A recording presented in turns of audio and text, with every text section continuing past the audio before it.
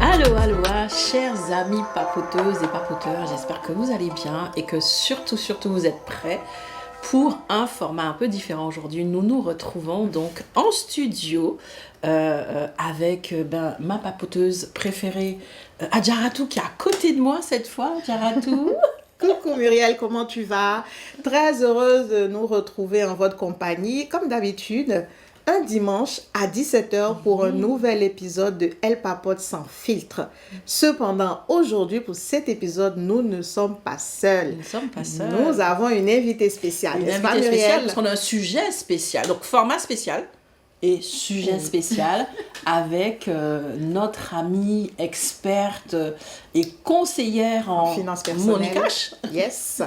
Donc, on a le plaisir de vous présenter et d'accueillir dans ce plateau Nina Baka, la très célèbre. Et la très célèbre. L'amie de nos porte-monnaies. Bien l'amie sûr. de notre porte-monnaie. Nina, comment tu vas? J'avoue, je suis bien l'amie de vos porte-monnaies. Ah bah c'est ça, voilà. Donc, merci Adjaratou, merci Muriel de me recevoir. Je avec suis ravie plaisir. d'avoir cet échange avec vous et de papoter justement. Voilà, oui, voilà. alors pour les papoteurs et papoteuses qui ne te connaissent pas, alors je vous rappelle qu'il y a quelques mois, on avait fait une séance spéciale en groupe et Nina était déjà là. Absolument. Et on avait déjà discuté en live de vraiment cette idée de l'inviter pour un live vraiment confidentiel avec elle. Donc si vous ne vous rappelez pas ce qu'elle fait et qui elle est, on la laisse se présenter quand même pendant 60 secondes. Beaucoup de choses à dire. Quelle générosité. Merci Adjaratou. Ouais. Et pour ceux qui ne me connaissent pas, je suis Nina Baka, je suis consultante en gestion de finances personnelles et j'accompagne à la fois les femmes et les hommes pour mieux gérer leur argent, épargner et investir. Voilà. C'est ça, c'est l'ami de notre portefeuille, l'ami de notre patrimoine, l'ami de notre richesse en fait. Absolument. Et on en a besoin, surtout quand on est entrepreneur, parce qu'aujourd'hui on va aborder ce sujet-là. Tout à fait. Voilà, du portefeuille, des finances de l'entrepreneur. Les Parce finances que de l'entrepreneur, voilà, on ouais. discutait un petit peu de ce pot pourri que ça peut être quand on est entrepreneur. Ouais. Et donc ça devient un combo de quelque chose. Et l'objectif aujourd'hui, c'est que tu puisses nous donner de bons conseils, aussi bien quand on démarre que par la suite, pour pouvoir mieux gérer et effectivement optimiser nos finances en tant que telles. Est-ce que c'est des thématiques que tu abordes d'habitude ou, Oui, tout à fait, parce que dans les personnes que j'accompagne, il y a à la fois des particuliers et puis des entrepreneurs aussi qui ont leur propre entreprise, que ce soit des gens qui ont un statut juridique ou alors des micro-entreprises. Oui, tout à fait, c'est des sujets que j'aborde. Mais c'est intéressant pour les micro-entreprises, en tout cas en France, parce que le statut de micro-entreprise n'impose pas au démarrage d'avoir un compte bancaire.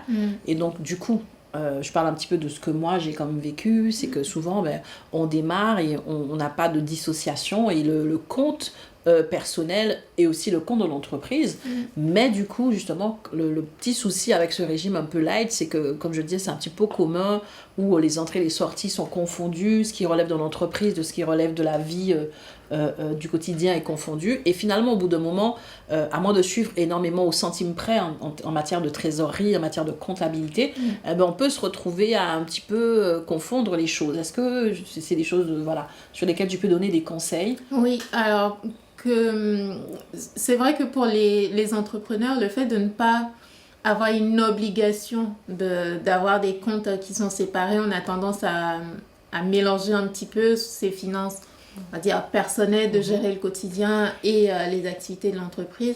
Moi, ce que je recommande, c'est d'avoir des comptes qui sont vraiment un compte, enfin pas des comptes, mais un compte qui va être dédié à la gestion en fait de l'entreprise en fait. Comme ça, on a toute la traçabilité de ce qui se passe. On peut suivre en fait les entrées et les sorties et pouvoir en fait justifier en fait chaque dépense. Parce que la difficulté des fois, c'est de voir passer une dépense et de ne pas savoir en fait à quoi elle correspondait en fait. Et parfois, on peut avoir besoin de faire une recherche en fait antérieure et ne plus se rappeler mais cette facture là à quoi elle correspondait ou enfin telle dépense plutôt à quoi elle correspondait. Donc oui, ce que moi je recommande, c'est vraiment avoir en fait des comptes qui vont être dédiés pour l'activité et ne surtout pas en fait le mélanger en fait avec des comptes personnels. Et pour ceux qui sont en France, notamment, on a la chance de pouvoir ouvrir des comptes en ligne sans avoir de coûts supplémentaires, justement. Donc, ça peut être à n'importe quelle banque, hein, mais au moins, en fait, à l'ouvrir, que ce soit en ligne, et d'avoir, en fait, une traçabilité de toutes les dépenses et ne surtout pas les mélanger avec les dépenses personnelles où on va avoir, je sais pas moi, les couches du bébé. Absolument. Le dîner avec les potes le week-end ou autre. Donc, voilà. Peut-être que le dîner avec les potes, il rentre dans le cadre de l'entreprise. Peut-être que les potes en question étaient les premiers soutiens au lancement de l'entreprise, ont été force de conseil et de consultance, et que c'est pour les remercier. Est-ce qu'à ce moment-là, ça rentre justement dans les comptes de l'entreprise? C'est intéressant. Alors, si on estime en fait que la dépense est liée en fait à la société et qu'on préfère en fait que ça passe, on va dire, dans les charges de l'entreprise, oui, effectivement. Après, la seule particularité quand on est en auto-entreprise, en tout cas pour les personnes qui sont en France, c'est qu'on ne peut pas déclarer ses charges en fait. Et que toutes les charges en fait, qu'elles soient... c'est confondu. Voilà, tout est confondu et c'est notamment en fait ce qui est intéressant en fait quand on commence à avoir beaucoup de charges aussi, de pouvoir passer en société et choisir en fait le statut qui correspond le mieux, tu vois. Donc de toute façon en fait si on est sous le statut d'auto-entreprise et que la dépense concerne je sais pas des potes avec qui on a été dîner d'entreprise, voilà, là à ce moment-là oui on le fait passer sur le compte en fait de la société, on ne paye pas du coup avec sa carte personnelle. Du coup c'est intéressant, j'ai une petite question par rapport à ta remarque. C'est intéressant que tu le dises bien, parce que même si effectivement au niveau du statut juridique il n'y a pas d'obligation de déclarer les charges, je pense que c'est très important, et tu vas certainement le souligner, de dissocier, parce que ça permet au moins de savoir si son activité est viable. Parce qu'en vérité, si tout est mélangé, en fin de mois je peux avoir un résultat positif, mais peut-être parce que j'ai eu d'autres entrées qui n'ont rien à voir avec mon activité d'entrepreneur et j'ai l'impression que tout va bien, mais en vérité non, mon business peut-être pas. Donc le fait de dissocier permet effectivement d'avoir une meilleure traçabilité pour faire ses recherches, pour faire ses déclarations, mais surtout pour pouvoir, moi je suis hyper sur la rentabilité, sur de notre front, il faut que ça serve pour quelque chose. Et donc du coup, pour savoir si c'est rentable, à quel moment c'est rentable, et vraiment suivre ces indicateurs. Donc voilà, c'est ce que je voulais ajouter. Et la question que je voulais poser, parce que j'ai aimé ta remarque, Adjaratou, qui parle du fait de vouloir inviter des personnes qui nous ont soutenus au début. Moi, ma question, parce que moi je suis une Antillaise, et nous les Antillais on aime bien inviter, faire des trucs et tout. Ma question c'est, à partir de quand un entrepreneur va s'amuser à inviter et à payer? Pardon. Parce qu'on confond souvent bénéfices et chiffre d'affaires, et on se dit ouais c'est chouette, j'ai fait un bon mois parce que j'ai eu beaucoup d'entrées, et donc je vais inviter les personnes qui m'ont soutenu et je me retrouve avec des frais. Et donc voilà la question quand même, parce que là c'est quand même les finances de l'entrepreneur, on peut peut-être aussi mettre en garde, et puis c'est la patate chaude là. À quel moment dans notre vie d'entrepreneur on peut se dire qu'on a vraiment une marge pour commencer à dépenser l'argent de l'entreprise entre guillemets? Je pense que la meilleure réponse est dans les chiffres en fait. C'est dans les chiffres. Tout simplement. Voilà. Si on les a suivis. En fait, oui, justement. Donc, d'où l'importance, en fait. Parce que quand on est en auto-entreprise, on n'a pas l'obligation d'avoir un comptable. Mais c'est aussi ça peut être intéressant, en fait, suivant l'activité, d'avoir un comptable, en fait, justement. Et si on ne délègue pas, en fait, cette partie au comptable, il faut quand même suivre, en fait, les données et savoir, en fait, au fur et à mesure... Voilà, un journal en fait, à la fois des achats et des ventes. Donc les entrées et les sorties en fait. Et là en fait, on peut clairement savoir, ok, j'ai ça comme chiffre d'affaires, mais à côté en fait, quelles ont été mes dépenses? Et parfois même en fait, on peut étaler des dépenses en fait sur plusieurs années. Par exemple, quand on prend des abonnements... on parle de LinkedIn souvent, on peut prendre un abonnement sur une année par exemple. Mais du coup, il faut savoir... quelle est la partie en fait qui est dédiée à l'année en cours, quelle est la partie qui va être dédiée à l'année en fait suivante, et savoir que mais en fait mon abonnement s'étale sur 2 ans, ou enfin sur 2 exercices en fait, et savoir en fait que mais en fait ce que je suis en train d'anticiper pour après, je vais commencer l'année d'après mais en ayant en fait déjà fait des dépenses en fait. Donc je pense que il faut pas se précipiter pour dire on veut faire plaisir en fait. Quand on veut faire plaisir, on peut très bien utiliser sa carte personnelle. Mais l'argent de l'entreprise, moi je dis souvent, l'argent de l'entreprise appartient à l'entreprise. C'est ça. Et après, en tant que dirigeant, on est en fait au service de l'entreprise. On ne peut pas faire n'importe quoi avec l'argent de l'entreprise en fait. C'est ça. Pour savoir concrètement à quel moment en fait je vais pouvoir...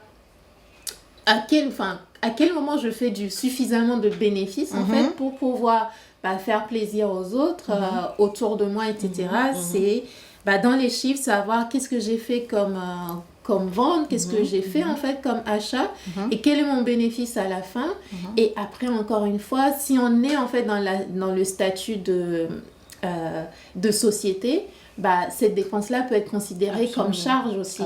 Mais il faut trouver le bon équilibre pour ne pas faire porter trop de charges justement à son entreprise et être dans une optique de j'investis en fait pour mon entreprise plutôt que oui, c'est bien de se faire plaisir, mais en fait inviter 10 personnes, c'est pas non plus c'est pas toujours il faut trouver le juste milieu en fait. Et le juste milieu, en fait, c'est vraiment c'est ça. aller lire les chiffres justement et je sais qu'il y a beaucoup d'entrepreneurs qui ont horreur des chiffres, n'est-ce pas? Ah ça c'est la partie qu'on aime le moins parce que je me sens concernée.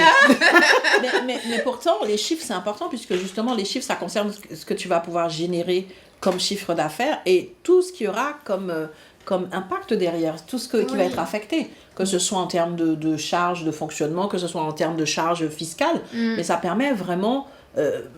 c'est ce que je trouve un peu surprenant de dire que tu es entrepreneur, tu travailles dur, mais c'est important de suivre tes chiffres parce que c'est le respect de ton travail, le respect de la sueur de ton front pour savoir là où tu es dans un Titanic parce qu'il y a des fuites, où est-ce que tu dois colmater, où tu dois ajuster parce que l'objectif quand même c'est une certaine liberté financière, un certain enrichissement. Et cet enrichissement, c'est quelque chose qu'on doit...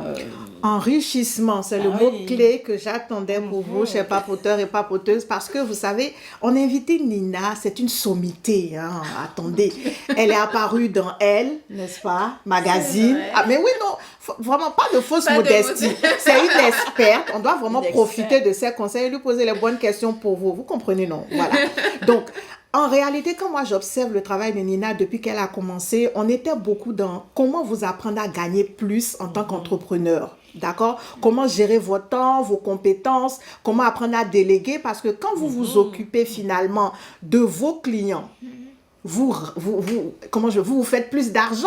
Et si votre taux horaire est plus important que déléguer cette tâche-là à quelqu'un qui va gagner moins, vous voyez que ça fait rentrer un peu plus de sous. Mais l'enrichissement, ça va beaucoup plus loin. Et j'adore cette expression que Nina utilise beaucoup, c'est comment tu appelles ça, le patrimoine intergénérationnel, n'est-ce pas? Elle dit vraiment de constituer une richesse intergénérationnelle. Donc, l'enrichissement, c'est pas seulement pour vous, c'est aussi pour vos descendants et le reste. Sur cette génération, comme on dit dans la Bible. Maintenant, les axes de ton travail, Nina, c'est gagner plus, épargner et investir. Maintenant, nos amis entrepreneurs ou bien même salariés, papoteurs et papoteuses nous écoutent. Qu'est-ce que tu peux nous donner comme élément aujourd'hui que tu n'as encore donné nulle part? Premièrement, comment est-ce qu'on gagne plus? Parce qu'il faut reconnaître que c'est pas évident tous les jours. Vous savez, l'atmosphère économique aujourd'hui, là, on perd beaucoup d'argent. L'argent doit à la banque, ça se perd. Comment on épargne et comment est-ce qu'on investit? Muriel, est-ce que voilà, la question? Non, mais ça, c'est voilà, c'est ça. C'est pour ça qu'on travaille. C'est pour ça qu'on on a choisi un sentier un peu plus compliqué. Pour savoir cette liberté financière, l'enrichissement intergénérationnel que tu vas peut-être aussi expliquer en fait pour les personnes qui ne te suivent pas. Oui, alors donc pour revenir un peu plus sur la notion de richesse générationnelle, c'est exactement comme tu l'as expliqué Adjara tout à l'heure. C'est vraiment créer des richesses pour nous aujourd'hui et que ces richesses-là soient disponibles en fait pour nos enfants et pour les enfants de nos enfants justement. Et donc pour revenir à ce que tu disais tout à l'heure, c'est comment gagner plus. Je pense que ce qu'on rencontre beaucoup en tant qu'entrepreneur, et quand on commence, je pense que peut-être que vous êtes passé par là, et puis moi-même d'ailleurs, c'est qu'on a beaucoup de difficultés en fait à définir le juste prix pour nous en fait. Quand on démarre, on a la crainte de je veux absolument avoir mes premiers clients. Et le fait en fait d'être dans cette crainte-là justement, ça peut nous bloquer parfois pour dire je mets le juste prix en fait. Mais pour savoir c'est quoi mon juste prix, il faut que je sache aussi justement quelles sont mes charges, qu'est-ce que ça me coûte, parce que parfois on définit, on revient dans les chiffres. Parce que en fait, on définit parfois les prix au hasard et juste pour repartir sur ce que tu disais tout à l'heure, pour les personnes en fait qui vont être en auto-entreprise, ben c'est bien, on définit ses prix quand on est en auto-entreprise. Mais après, en auto-entreprise, on va payer l'URSSAF pour les personnes qui sont en France notamment. En tout cas, ça représente une partie de la charge en fonction de ce qu'on a, qu'on vende des produits ou qu'on soit en prestation de service. Par contre, quand on passe en fait ensuite en société, là on se réveille d'un coup en disant mais mince, comment je fais maintenant? Est-ce que j'annonce à mes clients que j'applique en fait la TVA à 20%? Exactement. Est-ce que du coup c'est moi qui le déduis en fait? Et ces questions-là, c'est des réalités en fait que beaucoup d'entrepreneurs voient en fait au quotidien. Et c'est super important en fait d'être OK sur la définition des prix. Et du coup, ça demande aussi de travailler sur sa relation à l'argent, de ne pas en fait avoir cette crainte-là tout le temps de se dire, en fait, si je mets ce prix, personne ne viendra en fait. Et on le vit, moi-même parfois, je le vis encore en fait, de se dire, je veux qu'il y ait des clients en fait qui achètent mes produits, mais je veux mettre en fait des prix bas. Mais on se retrouve en fait avec toute une gamme en fait de personnes qui mettent des prix bas. Et quand en fait à côté de ça, d'autres entrepreneurs qui font d'excellent travail mettent le juste prix, c'est que le client a été tellement habitué en fait à avoir soit du gratuit, mais le gratuit a ses limites, ou alors à avoir des prix qui sont faibles, mais qui ne sont pas en fait au service de l'entrepreneur en fait. Donc il y a vraiment ce travail qui est super important à faire pour se dire, je définis le juste prix pour mon business en fait. Et je dis, pour faire une analogie, je dis souvent que le business, en fait, c'est comme un enfant.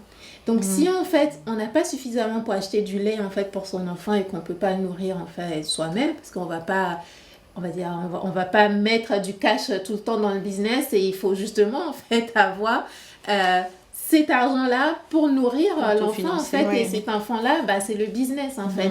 Et si je ne suis pas généreuse avec mon propre enfant, qui sera généreux envers... Et être généreux avec son propre enfant, en parenthèse d'entreprise, c'est mettre des prix justes. C'est mettre des prix justes. Donc ça, c'est le premier point. Pour gagner plus, il faut mettre des prix justes. Des prix justes, oui. Et j'aime beaucoup cette notion de générosité, de bienveillance avec son propre enfant. Et c'est important parce que justement, je pense que le statut de micro-entreprise peut des fois porter à confusion. Et c'est vraiment lorsqu'on change de statut, ou en tout cas quand on a une autre définition des choses, que...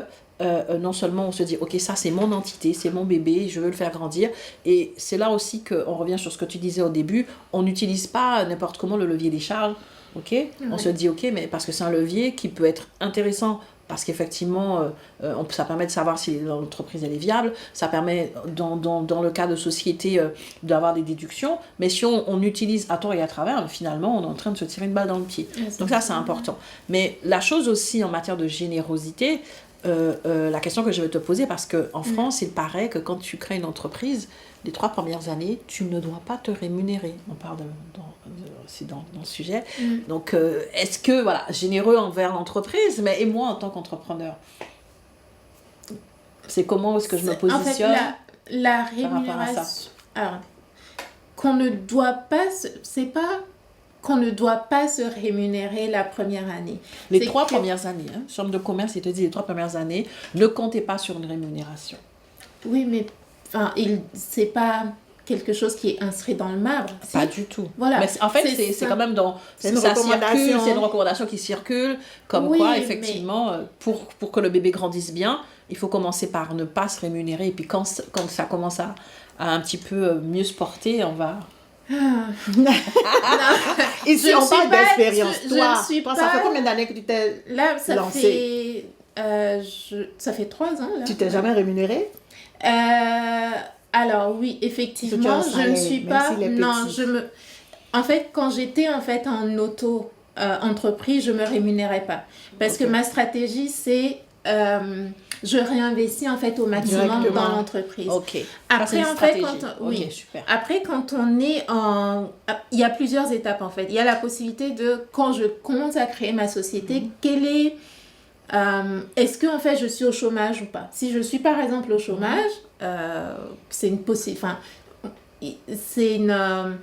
on va dire, c'est un avantage en fait d'avoir le chômage parce que on a pendant un délai, l'État en fait qui nous aide, c'est-à-dire on a cotisé pour ça d'ailleurs. Donc c'est une ressource qui tombe à pic en fait pour passer la période de lancement. Exactement. Mais après c'est super important de se rémunérer parce que après ça va être suivant le statut. Si je suis en SASU, par exemple, c'est important quand même d'avoir des fiches de paye, de se rémunérer au minimum, parce qu'on cotise aussi pour la retraite, en fait, après. Même si on va avoir différentes stratégies, en fait, pour construire sa retraite après. Mais je suis pour, en fait, se rémunérer un minimum quand même. Et en fait, que tout ça rentre, en fait, dans une stratégie global en fait. Absolument. On ne peut pas en fait faire là en fait on n'a pas des cas particuliers pour faire en fait du cas par cas. Mais en fait qu'on se dise dans le cas général il ne faut pas se rémunérer les 3 premières années, en fait il y a des personnes qui n'ont pas de ressources en fait, d'autres ressources. Et d'où l'idée aussi de se dire, il faut que je gagne suffisamment à travers mon entreprise pour pouvoir me rémunérer en fait, justement. Donc je pense que c'est pas tout blanc ou tout noir en fait. Absolument. Mais de dire il faut trouver le juste milieu et trouver l'équilibre. Merci beaucoup pour l'éclairage, parce que c'est le truc... Vraiment, c'est dans l'inconscient de beaucoup de personnes, mais quand tu démarres, et puis même, tu te dis, de toute façon, au début, tu ne vas jamais gagner d'argent, c'est normal au début, et en vérité, voilà, c'est bien d'amener cette nuance-là. Oui, en fait, il faut avoir cette nuance-là, parce qu'il y a des personnes qui vont se lancer et qui vont avoir suffisamment, en fait, de bénéfices tout de suite. Il y a des personnes qui vont avoir un peu plus de mal. Par contre, moi, ce que je recommande, c'est que quand on se lance, c'est super important d'avoir quand même de l'épargne de côté. Parce que si je me retrouve dans la situation où je ne suis pas dans un cas où je vais bénéficier des indemnités du chômage, je ne peux pas me rémunérer via mon activité. Donc, il y a le concret en fait, mais du coup, comment je fais pour vivre?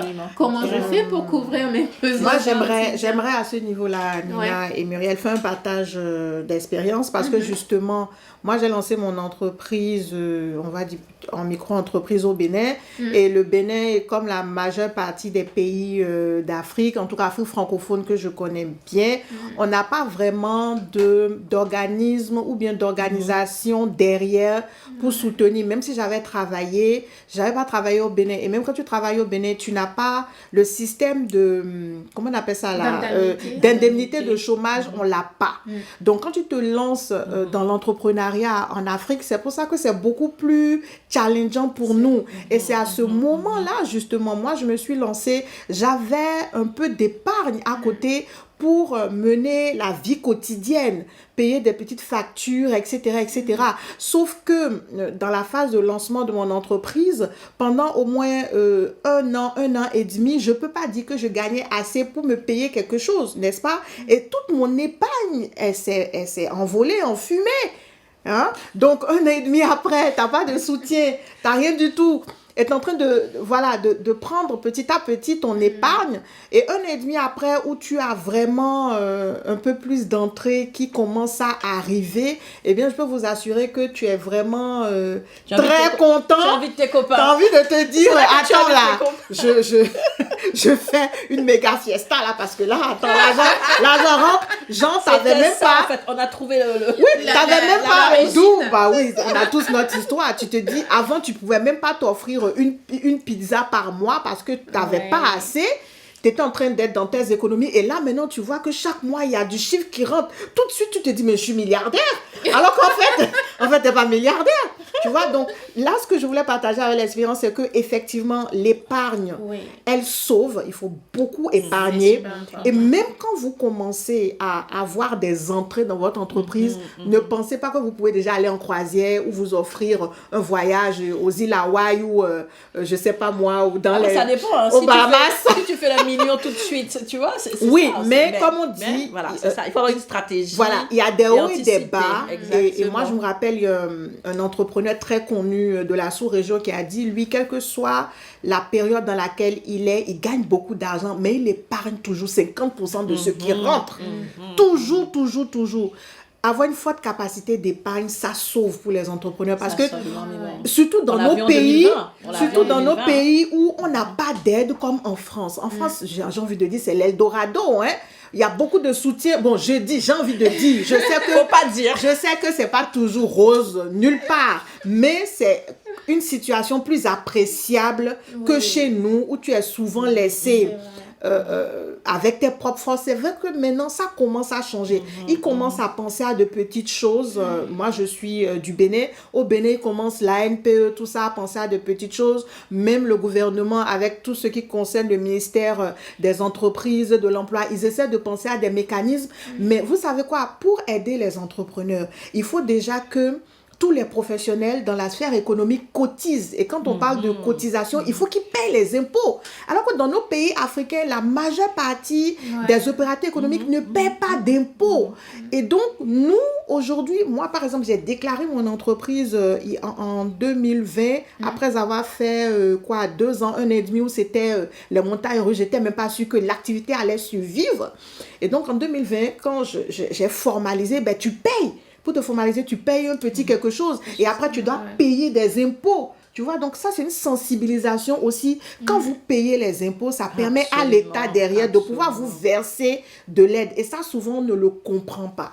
Tu vois, donc voilà. En fait, c'est super important cette notion d'épargne et ne serait-ce que au début, en fait, pour se lancer, beaucoup vont dire, on peut se lancer avec 0 €. Moi, je ne suis pas je ne partage pas en fait tout à fait ce point de vue. On peut se lancer au début avec très peu, mais de dire qu'on peut se lancer avec 0 €, c'est pas tout à fait vrai. Parce que quand on a de l'épargne en fait de côté, on peut faire des choses que la personne qui se lance à 0 € ne peut pas faire en fait. Et aussi d'avoir en fait de l'épargne. Moi par exemple, quand je me suis lancée, je me suis assurée en fait d'avoir 2 ans de charge de côté. Donc 2 ans de départ, c'est-à-dire que même si l'argent ne rentrait pas, quoi qu'il arrive, que je n'ai pas en fait le chômage, peu importe, pendant 2 ans mon activité peut suivre le temps que en fait je me rémunère. Et ça en fait ça apporte quand même une certaine sérénité. Et ça permet aussi que quand on discute avec des clients, on n'est pas en fait dans un stress de je dois vendre à tout prix et on n'est pas dans une pression de je baisse mes prix pour pouvoir vendre en fait parce qu'on a une sécurité à côté. Et c'est ça que permet l'épargne justement, enfin plein d'autres choses, mais ça notamment en fait pour les entrepreneurs c'est pour moi c'est super important. J'aime beaucoup ce que tu dis parce que ça c'est vraiment un élément de closing en fait, ne pas être dans la pression de sa réalité. Et je vais partager, tu vois, ma propre expérience qui a l'antipode parce que je me suis lancée quand j'étais pas prête. Je me suis lancée quand j'avais rien. Je me suis lancée parce que je me suis dit si tu le fais pas maintenant, tu le feras pas. Et donc je me suis lancée au pire moment. Je ne recommande à personne de le faire. Ok, c'est pas parce que je l'ai fait. Mais je savais pourquoi en fait. Je savais pourquoi. Et à la limite, le lendemain, je devais rentrer dans une entreprise en tant que salarié. Et j'ai réfléchi jusqu'au dernier moment. Est-ce que c'est vraiment ce que tu veux? Est-ce que c'était pour moi la sécurité de l'emploi? C'était pour moi plein de choses. Mais je me rendais compte que c'était pas moi. Et donc, du jour au lendemain, c'est comme quand on arrache un sparadrap. Hein. Moi, je fonctionne comme ça. J'ai dit stop. Maintenant, effectivement, je peux vous assurer que c'est pas simple. Que ce n'est pas simple parce que justement, quand on n'a pas anticipé, organisé et préparé, à ce moment-là, on est en réaction. On est en réaction et c'est jamais agréable. En tout cas, moi qui aime bien avoir le contrôle et qui aime bien... voilà. Et donc ça, effectivement, je te rejoins. Mais par contre, ce que j'avais fait, qui peut sembler paradoxal, j'avais tout de suite préparé la ligne rémunération de l'entrepreneur. Parce que je me suis dit, c'est un mauvais signal, parce que je crois à la dimension universelle, spirituelle et tout. Pour moi, c'est un très mauvais signal de me dire que je travaille et que je me rémunère pas. Alors, ça ne voulait pas dire qu'au début, parce que je vous dis, de 2016 à 2020, c'était les montagnes russes aussi pour moi, mais du coup, j'avais un minimum syndical, et donc ça pouvait être 50 €. Le mois où je ne pouvais pas me rémunérer, eh ben, je faisais la démarche par rapport à l'employé que j'étais, en fait. Parce que j'ai toujours voulu être employeur et employé. Donc, pour moi, ce n'était pas confus, en fait. Et donc, je rendais des comptes à l'employé pour lui dire ce mois-ci, ben, j'ai pas bossé, je peux pas te payer, en fait. C'était moi qui me parlais, j'avais des réunions dans ma tête. Mais j'avais ma ligne, en fait, de trésorerie, rémunération de l'entrepreneur. Et même lorsque j'avais des bons mois, mais que je savais que je ne pouvais pas me rémunérer, je me rémunérais quand même. Et ensuite, je reversais à l'entreprise.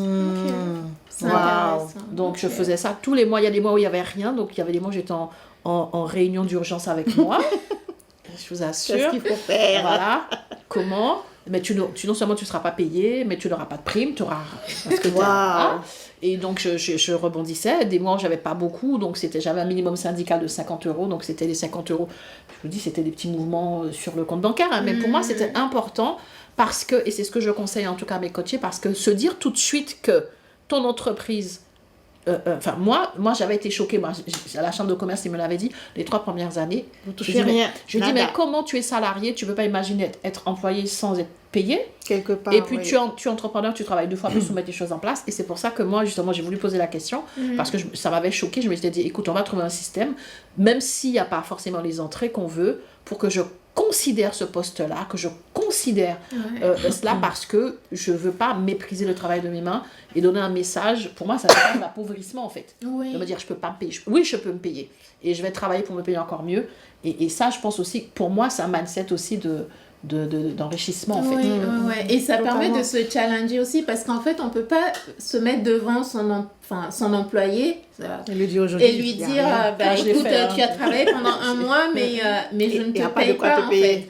En fait, l'employé ne revient pas le mois d'après. Absolument. Ça permet de prendre conscience. En tout cas, moi, ça m'a énormément aidée. Et je pense que, parce que je n'étais pas accompagnée au niveau famille, je n'avais pas de soutien, mais je pense que le fait d'avoir ce regard sur moi, d'avoir ces deux, j'avais la pleine conscience que je suis commerciale, comptable, tout et tout, mais que je suis aussi l'homme à tout faire et qu'il fallait me rémunérer, et ça m'a challengée pour me dire non, il faut que j'y arrive, et je suis persuadée que le switch que j'ai fait en 2020, c'est parce que, je dis tout le temps, j'étais prête en fait. J'étais déjà dans quelque chose où, ok, c'était pas toujours rose, mais il n'était pas question que j'ai des réunions tous les mois avec moi-même pour m'excuser. Non, mais je pense que c'est super intéressant, parce que ça permet vraiment de prendre conscience. Parce que si pendant 3 mois, en fait, on se dit mais je ne peux pas te rémunérer, donc ça veut dire que tu enregistres la ligne, elle existe en fait, cette ligne en fait. Moi j'ai tous mes documents, c'est enregistré, tu regardes ça et tu te dis waouh, tu regardes 1 mois, 2 mois, 6 mois, tu te dis le mois prochain c'est pas possible. Et en même temps, tu vois ce que tu dis important, c'est que tu dois pas avoir la pression pour être en pression dans tes rendez-vous de closing. Tu vois, en même temps, il faut trouver ce papier et tout. Donc, donc vraiment, c'est ça. Mais pour moi, c'est aussi une clé d'enrichissement. Mais du coup, on a parlé d'épargne, mais on n'a pas encore parlé d'investissement. Non, on n'a pas encore parlé d'investissement. Donc, on a parlé de comment il faut faire pour gagner plus, le juste prix, il faut fixer le juste prix. Quand vous atteignez le niveau où c'est le juste prix, maintenant, il faut épargner. Épargner, on ne sait jamais ce que demain vous réserve. N'invitez pas la cargaison d'amis là, pour, je sais pas, vous pouvez les inviter, prendre un plateau de fruits de mer ou bien un buffet open bar avec du champagne. Non mais au-delà de ça, tu peux te faire inviter, mais une chose aussi qui est importante, c'est, en tout cas moi je suis pour le truc de se congratuler par un petit quelque chose. Peu importe, les potes vont attendre. Mais c'est vrai que même les mois où j'avais rien du tout, et des fois c'était juste un truc symbolique, mais je me disais, bon, allez, vas-y, quand même. Bon, Muriel a dit, vous célébrez symboliquement. C'est différent que de faire bonbons. C'est ça. Maintenant, vous avez fait le juste prix déjà, fixé le juste prix, vous savez épargner. Notre spécialiste ici, moi je l'écoute très souvent, je lis souvent ses écrits plusieurs fois dans le mois. Et il est dit qu'il ne faut pas laisser dormir son épargne. L'argent là, money, cash, dans le compte là, ça perd de sa valeur. Donc, quand on arrive à un niveau d'épargne qui est assez conséquent, qu'est-ce qu'on fait? Est-ce qu'on fait comme Picsou là, devant son gros compte là? Touchez pas mes bébés! Touchez pas mes bébés! On plonge dans la baignoire. Qu'est-ce qu'on fait d'autre? Voilà, notre experte en finances personnelles est là. Qu'est-ce qu'on fait quand on a assez d'épargne? Qu'est-ce qu'on fait? Qu'est-ce qu'on fait quand on a assez d'épargne? Alors là, je vais pas rentrer dans les détails techniques parce que on va avoir en fait les différents statuts où en fonction du statut qu'on a assez, comment je sors l'argent de la société, est-ce que je le fais à travers, est-ce que je me verse un salaire? Pourquoi tu veux pas en parler? Vas-y, on a du temps! Alors, est-ce que je me verse un salaire? Est-ce que ce sont les dividendes, par les dividendes? Et si je suis en auto-entreprise, c'est encore différent, c'est juste que c'est un salaire en fait que je me verse en fait. Ok. Alors, il faut trouver en fait l'équilibre entre je dispose d'une trésorerie sur mon compte, ok, on a épargné, mais il faut aussi penser en fait de façon globale pour dire j'ai épargné certes, quels sont mes projets en fait en tant que, parce qu'on va pas réfléchir de la même façon quand on est en fait entrepreneur que quand on est particulier en fait. Quand je suis entrepreneur, je dois prendre en compte en fait la vision de mon entreprise et les investissements que je veux faire dans mon entreprise. Pas les investissements financiers. Où est-ce que je veux emmener mon entreprise, etc. Et là en fait, ça va déterminer concrètement quelle est la part en fait que je me verse aussi comme rémunération et du coup dans ces rémunérations là j'épargne une partie et puis l'autre en fait je vais l'investir. Il y a plusieurs façons en fait de faire travailler son argent. Je dis souvent que l'épargne en fait va vous apporter une certaine sécurité, d'accord, sans vouloir t'interrompre, je sais pas pourquoi, chers papoteurs et papoteuses, mais quelque chose me dit que vous allez être ravis si on vous précisait déjà quelles sont les différentes catégories d'épargne à avoir, parce que il y a épargne, c'est pas parce qu'on a dit épargne là. On n'a pas dit tontine. On n'a pas dit tontine. Attends, s'il te plaît, Nina, si tu peux nous repréciser avant d'aller plus loin les différentes catégories d'épargne que nos papoteurs et papoteuses doivent avoir avant de passer à l'investissement. Et là, maintenant, on va plonger dans l'investissement. Le premier niveau d'épargne, ça va être l'épargne de précaution. L'épargne de précaution qui sert vraiment, c'est le côté sécurité, c'est-à-dire j'ai besoin de faire une dépense dans l'urgence. Je ne vais pas en fait prendre un crédit ou autre. J'ai de l'argent de disponible pour pouvoir gérer cette dépense-là. Alors, l'épargne de précaution, c'est quoi la règle? Ce qu'on recommande en fait pour les particuliers, ce qui est recommandé, c'est à peu près 3 à 6 mois en fait de charges en fait, de dépenses globales. Le budget dont vous avez besoin par mois, vous devez en avoir x6. Au moins, entre 3 et 6, entre 3 et ça va dépendre en fait de chacun. Le budget de... Voilà. Mais pas de précaution. Ça, tu as dit particulier. Et si on est entrepreneur, c'est comment? Alors, quand on est entrepreneur, moi, ce que je recommande, c'est d'avoir à minima 6 mois. C'est-à-dire que... 6 mois de trésorerie. C'est ça. Trésorerie et fonds de roulement, c'est pas la même chose. Non. Alors, moi, j'ai fait mes coups de compta il y a longtemps et je demande ça parce qu'il y a des gens comme moi qui écoutent. Tu as raison. Absolument. Non, en fait, pour revenir en fait à l'épargne de précaution, pour ne pas tout mélanger. Sur l'épargne de précaution, c'est 3 mois en fait pour les particuliers, je disais, 3 mois de charges obligatoires. Je dis obligatoire, c'est-à-dire c'est le loyer, c'est la bouffe, mais c'est pas la paire de chaussures que vous achetez pour vous faire plaisir ou on fait pas les charges incompressibles quoi. C'est celle si tu payes pas, tu es en danger. Exactement. Ça c'est entre 3 et 6 mois, d'accord. Pour les entrepreneurs, ce que moi je recommande entre 6 et 12 mois. Personnellement... Entre 6 et 12 mois pour les entrepreneurs. Oui, c'est ce que je fais moi en fait. C'est-à-dire que j'ai 12 mois d'épargne de côté qui m'apporte en fait une sécurité. Après, suivant en fait les charges qu'on va avoir, c'est pour ça que je parle pas de charges globales, mais plutôt de charges obligatoires en fait. Parce que les charges, quand on prend les charges globales, parfois ça va être... beaucoup plus conséquent en fait et si on prend que les charges obligatoires c'est pas tant que ça. Moi je recommande entre 6 et 12 mois. Il faut toujours se dire si jamais, en fait, je n'ai pas d'entrée dans mon entreprise, si je n'ai rien qui se passe pendant 6 mois, ça me laisse quand même 6 mois, en fait, pour rebondir, en fait. Tu n'as pas de clients pendant 6 mois. Tu n'as pas de clients pendant 6 mois. Tu n'as pas de clients pendant 1 an. Comme quand il y a eu le Covid, en fait. Mais tu peux tomber malade. Tu peux Oui, tomber malade aussi. le COVID. Oui, c'est vrai. Et donc, quelles sont les choses qui vont quand même sortir, que tu aies des entrées ou pas? Quelles sont les sorties que tu vas avoir sur ton compte? C'est ça qui va déterminer. Tu vois, parce qu'il y a plein de choses qu'on ne maîtrise pas, en fait. Exactement. En fait, on ne peut pas prévoir l'avenir, mais on peut anticiper les choses pour pouvoir mieux réagir, en fait, quand une difficulté arrive. Donc, ça, c'est l'épargne de précaution. C'est vraiment le premier niveau d'épargne. Ensuite, on va avoir de l'épargne moyen terme. D'accord? Moyen terme, c'est vraiment les projets que je vais avoir, en fait, à moyen terme, en fait. C'est vraiment entre 3 et 5 ans. 3, 5, 6 ans maximum. Et après, en fait, on va avoir l'épargne de long terme. C'est vraiment, on regarde en fait là sur la durée, c'est vraiment tout ce que je vais faire après. Et cette épargne-là, elle va servir plus en fait à l'investissement en fait. C'est cet argent-là que je mets de côté qui va servir en fait à investir en fait. J'ai une question qui me trotte dans la tête. Les entrepreneurs et tout ça qui ont des enfants, qui mettent de l'argent de côté pour envoyer l'enfant à l'école, pour l'université. Peut-être s'ils ont leur enfant en Afrique, qui veulent envoyer l'enfant en France ici, l'enfant n'a pas la bourse française, ni la bourse canadienne, ni la bourse américaine. Il faut tout sortir de sa poche. C'est quelle épargne ça? C'est à moyen terme?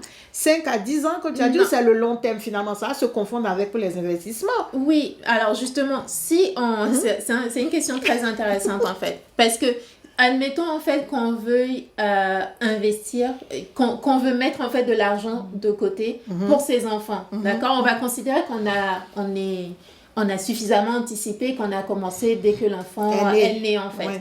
Ça, en fait, on a le temps, c'est-à-dire qu'on a suffisamment de temps. Allez, on va avoir pendant 18 mois en fait, où on peut, enfin 18 ans, pardon. Pendant 18 ans en fait, on peut épargner. Et ce qu'il y a, en fait, la problématique quand on épargne, c'est de lutter contre l'inflation, en fait, parce qu'on stocke l'argent pour rien. Et quand on a suffisamment de temps pour épargner comme ça, pour un long projet, pour moi, en fait, il faut que cet argent-là, peut-être pas la totalité, mais une partie, en fait, soit destinée à investir, en fait.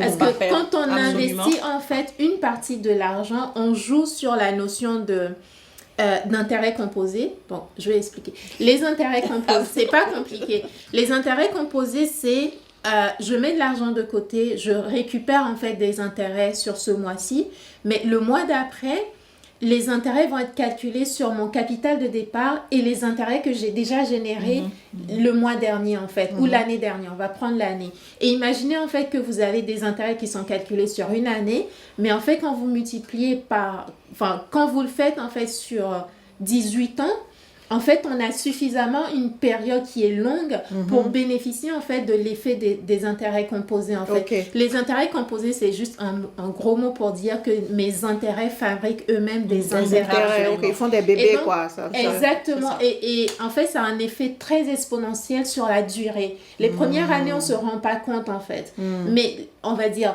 allez, 10 ans après, 18 ans après, là, on voit concrètement. Donc, pour prendre ton exemple, si on veut mettre de l'argent de côté pour les études de ses enfants, ce que je recommande, c'est on peut une partie en fait se dire je sécurise vraiment une partie de l'argent, d'accord? Ça je le sécurise, je le mets sur un compte d'épargne. Certes en fait la rémunération n'est pas importante, mais au moins je sais que l'argent est sécurisé et lui on va dire entre 5 et 10% de ce que je mets de côté, d'accord? Et le reste, comme on n'est pas, mais vraiment sur une très longue durée, on peut quand même prendre le risque d'aller investir en fait cet argent-là sur différentes choses en fait. Si on peut partir en fait sur la bourse. Alors la bourse, j'investis moi-même en bourse en Afrique de l'Ouest. Ce qui est intéressant en Afrique de l'Ouest, c'est les obligations en fait. Du coup là je rentre vraiment dans les obligations. Bon, faut faire la différence entre les actions et les obligations. Voilà, les obligations, pour ne pas rentrer trop dans la technique, c'est plus sécurisé. C'est comme si j'achetais de la dette en fait et avoir en fait des remboursements au fur et à mesure. Ça c'est beaucoup plus sécurisé. Et les actions par contre, c'est j'achète des parts en fait d'entreprise, mais je n'ai pas en fait je n'ai aucune garantie en fait que je vais mon capital n'est pas garanti en fait, alors que pour les actions si en fait, pour les obligations, les obligations pardon, les obligations c'est sécurisé, les obligations sont plus sécurisées, le risque est beaucoup moins bas. Et ce qui est intéressant en Afrique, c'est notamment les obligations d'État. Un État peut faire faillite, mais quand on regarde en fait les obligations d'État, comme en fait la plupart des pays africains empruntent en fait à des taux qui sont élevés. Quand on regarde les obligations de façon générale ou les obligations d'État notamment, les taux sont très très intéressants et c'est des taux qu'on n'a pas en fait, notamment dans des pays occidentaux en fait. J'ai investi en fait dans des obligations où les taux étaient à partir de 7% en fait. 7% c'est très intéressant et ça peut être sur une durée de 5 ans et parfois 7 ans voire plus en fait. Attends, si j'ai bien compris, tu multiplies ton investissement par 7. Non, en fait, pendant 17%, le taux d'intérêt. C'est le taux d'intérêt, en fait, c'est ça. C'est 7%, donc 0,07. C'est pas mal. Donc, tu multiplies ce que tu as mis par 0,007. Oui, ça reste intéressant, en fait. Et par exemple, notamment quand on parlait des études des enfants, par exemple, on peut mettre une partie, en fait, en épargne sécurisée et l'autre partie sur les obligations. Je ne recommande pas. En fait, il faut vraiment s'y connaître pour les actions parce que les actions, c'est encore très, très risqué, en fait, sur le continent et il faut avoir un très, très bon conseiller ou s'y connaître soi-même, en fait. Et c'est pour ça que moi-même, personnellement, tu ne vas pas comme ça. Non, pas. En fait, j'investis en actions en Europe, aux États-Unis et autres, mais pas en Afrique. Pas en Afrique. En Afrique, ce que je privilégie, ça va être les obligations. En fait, parce que ça reste vraiment intéressant. Voilà. Je savais pas pour et c'est pas, les obligations là-bas. Honnêtement, c'est pas si compliqué en fait. Ce que tu dis, c'est très intéressant. Moi, je pose la question justement pour les papoteurs et les papoteuses parce que on est plus, je vais dire, concentré sur gagner de l'argent. On se tue à la tâche. Et puis aussi, on nous a habitués, dans la majeure partie des familles, à épargner aussi. Mais peu d'entre nous arrivent au dernier stade où on se dit, on investit. Notre argent travaille pour nous. C'est une autre manière de gagner de l'argent. Tu fais fructifier ton argent. Absolument. Et c'est à partir de ce niveau, véritablement, qu'on arrive dans l'indépendance financière. Absolument. Parce que ton travail, ton argent, travaille pour toi. Donc, tu peux être couché dans ton lit et ton argent il est en train de fructifier. Tu n'es pas obligé. Vous savez que nous, les entrepreneurs, malheureusement, et on se dit que l'entrepreneuriat, c'est la voie royale pour être libre, pour être indépendant, mais ce n'est pas vrai. Je ne sais pas qui nous a menti, mais c'est une liberté qui est relative. Non, c'est une liberté qui est relative. Il faut avoir une stratégie. Voilà. Mais c'est une liberté tu vas parler, ma très chère. Donc, c'est une liberté qui est relative parce que, en fait, toi aussi, tu deviens en quelque sorte dépendant de ton entreprise. Le jour où ton entreprise, n'est-ce pas, ne va pas bien, tu dois être là. Donc, bien sûr, je sais que Muriel va me parler de l'automatisation, de faire certaines choses, etc., etc. Mais à un moment donné, c'est toi le CEO, c'est toi le manager. Quand tu n'es pas là, malheureusement, il y a des choses qui ne peuvent pas être faites. Donc, à un moment donné, ce que je souhaite à nous tous, à tous les entrepreneurs, c'est vraiment d'arriver au niveau dont Nina vient de parler, où tu as le juste prix que tu as su fixer, tu réussis à épargner, urgence, les enfants, moyen terme, long terme. Et maintenant, pour le long terme, tu réussis à prendre dedans pour investir. Dans certaines, dans certaines actions ou des obligations, des actifs. Je cherchais le mot général. Et plein d'autres choses. Tu peux même faire business angel. Tu peux même faire toutes ces choses-là qu'on voit. On pense que ça n'arrive qu'aux autres. Mais nous aussi, là où on est, on peut avoir cette épargne-là qu'on va positionner. Et comme ça, on se donne notre retraite assez rapidement en étant entrepreneur. On n'a pas besoin de défiler. Même si on laisse rouler, n'est-ce pas, l'activité, pas automatisation, les programmes sont enregistrés, les gens peuvent aller regarder les vidéos, payer pendant que tu dors, tout ça. Quand l'argent arrive sur ton compte, après tu prends ça, tu paies des obligations. Voilà ce que j'avais dans la gorge. Et je voulais vous le dire. Maintenant, Muriel va parler, n'est-ce pas? Allez. J'ai oublié. Voilà. Merci beaucoup, Nina. Merci, j'ai appris beaucoup sur les obligations dans les pays d'Afrique que je ne connaissais pas. Et donc, les obligations d'État, comme tu disais, c'est très intéressant. Ou les obligations d'entreprise aussi. Mais pour commencer, on peut privilégier les obligations d'État. Voilà. Donc, ça, je trouve ça très intéressant. Avant de rebondir sur les propos de ma papoteuse préférée, en tout cas, j'aimerais que vous reteniez une chose. C'est vrai que déjà, Jaratou a fait le résumé, mais du coup, je vais faire un résumé sous un autre aspect pour dire que dans tout ce que tu vas retenir aujourd'hui, tu dois comprendre que cela veut dire que tu as une réflexion à long terme. Tu n'es pas dans du court-termiste et tu n'es pas en train de manger tout de suite tes bénéfices. Tu es dans quelque chose où tu te projettes à long terme. On a parlé de richesse générationnelle, transgénérationnelle. On est dans une réflexion à long terme. Et c'est vrai que ce sont des choses auxquelles on n'est pas toujours habitué, mais ça se travaille. La deuxième chose que tu dois retenir, je pense aussi qui va t'aider, c'est que tu dois avoir une stratégie. Ce mot est revenu souvent dans la bouche de Nina. On est dans quelque chose de stratégique, d'anticiper, d'organiser, de structurer. Et ça aussi, ça va faire la différence. Et pour finir, la troisième chose que je pense être très importante, c'est que si tu veux vraiment pouvoir atteindre ces différents niveaux-là, n'hésite pas à te faire accompagner. Ça aussi, c'est un investissement que d'être accompagné parce que tu as vu, c'est un petit condensé, mais tu vois que c'est tellement vaste. Arrêtons le bidouillage là aussi, en fait. Ok, tu sais bien que moi, je suis engagée dans le stop bidouillage. Donc ça aussi, fais-toi accompagner pour avoir les bonnes astuces, les bonnes directives pour que ta stratégie soit en béton et que tu puisses avoir plus de garantie d'atteindre les résultats que tu veux. Et pour rebondir sur cette liberté financière qu'accorde l'entrepreneuriat, eh bien justement, c'est un merveilleux levier pour peu que tu aies le mindset, tu aies la connaissance, tu aies la stratégie et l'accompagnement. Et le gros dommage, c'est que tout le monde se rue là-dedans en se disant que c'est l'Eldorado. Ça peut l'être, mais cela veut dire qu'au-delà de ton expertise, il y a d'autres expertises que tu devras ajouter, soit en te formant, soit en investissant, donc en te faisant accompagner, n'est-ce pas? Tout à fait. Et donc, on est quand même d'accord. On finit toujours par être d'accord. Nous sommes toujours d'accord. On est quand même d'accord, malgré ce qu'elle a dans la gorge. On est quand même d'accord. Tout ça pour dire que oui, c'est vrai, tout est possible. Mais je crois que c'est la base de la vie. Tout est possible pour peu que tu prennes le temps de réfléchir et d'anticiper et de te dire, ok, tu veux ton SWOT, ok, voilà ma zone de génie, ma zone de force, ça je peux gérer, mais ça ne va pas suffire, j'aurai besoin de tel ou tel renfort. Et donc, ok, maintenant je sais qu'il y a Nina experte dans l'ami de mes finances qui est là pour me permettre vraiment non mais c'est ça, c'est ça, tu es là pour m'aider. Et donc du coup, n'hésitez pas. Prenons ces finances au sérieux parce que c'est la sueur de ton front et je suis persuadée que cette sueur de notre front ne doit pas être utilisée juste pour manger tout de suite avec des amis là. Il faut penser à demain, après-demain, à ce qu'on va laisser. Ne faites pas comme la cigale, faisons comme la fourmi. Voilà. Donc qu'on puisse penser à demain, penser à ce qu'on va laisser. Et ça aussi, c'est un merveilleux moteur. En tout cas, moi, j'ai bien pris note et j'ai beaucoup appris.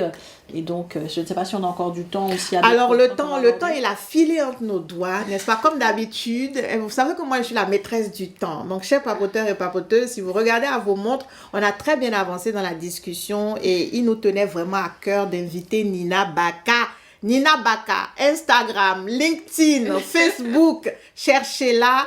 Appelez-la parce que vous devez investir votre épargne. Il nous tenait vraiment à cœur de l'inviter. Nous sommes très heureuses qu'elle ait pu se libérer pour qu'on puisse enregistrer ce nouveau format. Vous nous avez vus en chair et en os. Pas seulement nos voix. Vous nous voyez, nous sommes ravissantes, nous sommes belles, nous sommes brillantes, nous sommes intelligentes. Donc, c'est de ça qu'il s'agit. L'entrepreneuriat, il faut innover. Si tu veux gagner plus, il faut innover. Il faut vraiment donner vie à tes idées. Et Muriel aussi est là. Est-ce que je vous ai dit, hein, ça fait à peine quelques heures que j'ai serré Muriel dans mes bras parce qu'on faisait le podcast à distance séparés par des océans et des montagnes. Mais aujourd'hui, nous sommes dans le même studio et vraiment mon cœur déborde de joie et je le partage avec vous parce que vous savez bien, d'habitude, quand on commence les enregistrements, on dit « Aloha, c'est Muriel à Paris et Aloha, Jaratou à Cotonou, il fait beau ».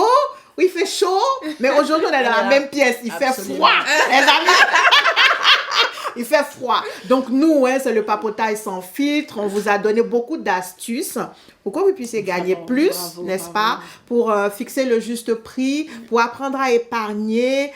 Ayez un comptable pour savoir est-ce que l'argent rentre assez, pour savoir quel est le niveau de maturité de votre entreprise. Mettez l'argent de côté, c'est très important. Et quand l'argent, il grandit de côté, il faut commencer à investir. Vous voyez, c'est très important. Donc, le sujet du jour, c'était les finances de l'entrepreneur. Les finances de l'entrepreneur, c'est bien beau de travailler par passion et tout ça. On adore ce qu'on fait, n'est-ce pas, Nina? C'est ça. Nous toutes là, on est en reconversion. On a eu des vies professionnelles avant et on fait autre chose aujourd'hui. Donc, c'est parce qu'on a envie de grandir, mais en étant heureuse chaque matin quand on se lève. Même si parfois tu te dis, j'ai combien de clients aujourd'hui? Vraiment, j'ai envie d'aller mettre à la plage et tout, mais je vais m'occuper de mes clients. Mais on est heureuse. Donc, voilà. Absolument. Moi, c'était un peu mon mot de la fin, de vous dire, partageons nos talents avec le monde, ayons vraiment à l'esprit d'être payés pour notre valeur, notre vraie valeur, épargnons et pensons à demain aussi. C'est très important. Là, je suis très heureuse d'avoir vu Muriel, je suis très heureuse d'avoir vu Nina, mais je vais passer la parole à Muriel d'abord et on va laisser le mot de la fin pour notre invité. Voilà. Mais je n'aurais pas grand-chose à rajouter. Voilà, ça faisait longtemps qu'on a fait plein de plans sur la comète, comme quoi il faut être flexible. Ça s'est fait comme ça, c'est Adjaratou qui est venu. Et aujourd'hui, vraiment, je veux encore dire merci à Nina. C'est juste wow d'avoir comme ça accès à une expertise en or. Une expertise qui peut changer ton mindset et changer ta façon de travailler et du coup changer tes résultats. Et ça, c'est super important. Et ce podcast, donc Elle papote sans filtre, c'est ça l'objectif. On est toujours là pour te partager de la valeur, vraiment te donner des tips pour que tu puisses grandir, pour que tu puisses prendre de l'expansion, peu importe ce que tu es en train de faire, pour que tu puisses révolutionner ta pensée. Peut-être que tu n'avais pas vu ça comme ça, peut-être que tu t'étais pas projeté comme ça, mais il n'est jamais trop tard.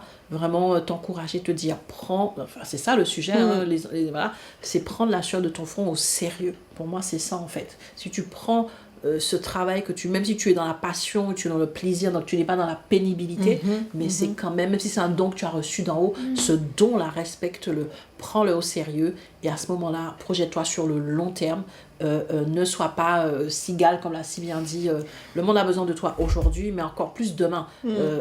Et donc vraiment, c'est peut-être l'occasion pour quelqu'un de se dire, ok, je me pose et je revois ma stratégie, je revois mon business model, je revois mon approche parce que je peux aller plus loin, je peux aller plus haut. Et merci Nina d'avoir donné les clés pour ça, en tout cas pour semer les bonnes graines en fait. Avec plaisir. Merci beaucoup de m'avoir reçu. Ça a été un plaisir pour moi. Et le mot de la fin, je dirais... Où est-ce qu'on peut te trouver facilement? Tu l'as dit tout à l'heure, mais vous pouvez me trouver sur LinkedIn, notamment sur mon site internet ninafinance.com et sur mes différents réseaux sociaux, mais vraiment Nina Baka sur Google et vous me trouvez vraiment très rapidement. Donc le mot de la fin, je dirais... comme tu disais tout à l'heure, prenez soin, de votre business, mais prenez soin aussi des finances de votre entreprise parce que c'est ce qui fait la différence en réalité. Et ne fuyez pas en fait les chiffres. Apprenez en fait à être ami avec vos chiffres justement et c'est ça qui fait la différence en fait.